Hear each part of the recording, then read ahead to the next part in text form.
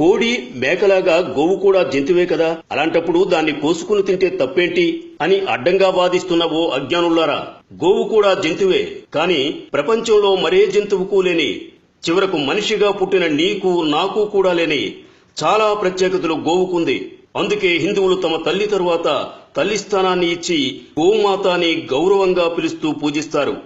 నీ చదువు, నీ సంస్కారం, నీ విచక్షణ, నీ విజ్ఞత, నిజాన్ని నిజాయితీగా స్వీకరించే వ్యక్తిత్వం నీలో ఉంటే గోమాత గురించి కొన్ని నిజాలు చెబుతా.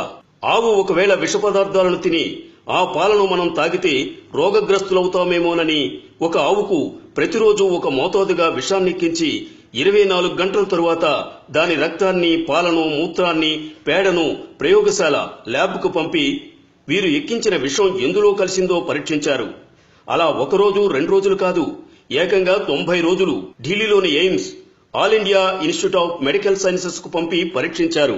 ఆ ఆవు పాలలో గాని, రక్తంలో గాని, మూత్రంలో గాని, పేడలో గాని విషపు ఛాయలేవీ కనిపించలేదు వారికి. గరళాన్ని శివుడు కంఠంలో దాచుకున్నట్టు ఆ విషాన్నంతా తన కంఠంలో దాచుకుంది గోమాత. మరే జంతువుకు లేని విశిష్ట గుణం ఇది. ప్రాణవాయువును పీల్చుకుని ప్రాణవాయువును వదిలే ఏకైక ప్రాణి. విషాన్ని హరించే గుణం ఆవు పాలకుంది. వైద్య శాస్త్రానికే అర్థం కాని రోగాలను సైతం తన మూత్రంతో తరిమి కొట్టగల శక్తి గోమాతది. ఆవు నెయ్యి, బియ్యం రెండూ కలిపి వేడి చేస్తే ఇథలిస్ ఆక్సైడ్, ప్రోపలిస్ ఆక్సైడ్ అనే శక్తివంతమైన వాయువులు విడుదలవుతాయి. కృత్రిమ వర్షాన్ని కురిపించడానికి ప్రోపలిస్ ఆక్సైడ్ శ్రేష్టమైనది. గోమూత్రం ప్రపంచంలోనే సర్వోత్తమమైన కీటకనాశిని.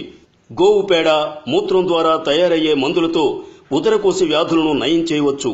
ఇళ్లను, వాకిళ్లను ఆవు పేడతో అలికితే రేడియో ధార్మిక కిరణాల నుండి మనల్ని కాపాడుకోవచ్చు. ఆవు పేడలో కలరా వ్యాధిని వ్యాపింపజేసే క్రిములను నాశనం చేసే శక్తి ఉంది. 1 తులం నెయ్యిని అగ్ని యజ్ఞంలో వాడితే 1 టన్ను ప్రాణవాయువు, ఆక్సిజన్ ఉత్పత్తి అవుతుంది. గోమూత్రం గంగాజలమంత పవిత్రమైనది.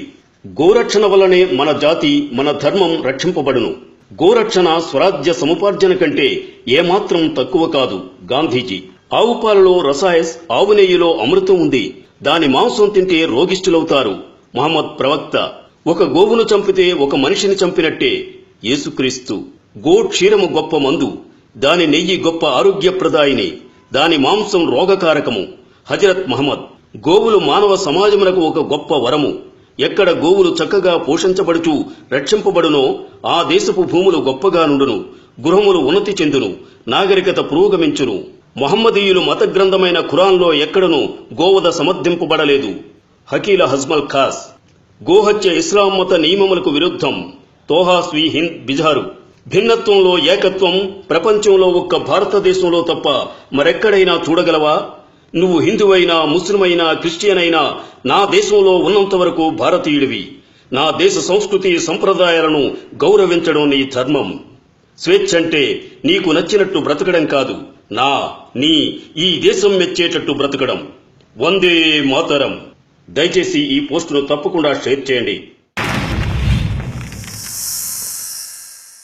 Like and subscribe Eagle Media Works.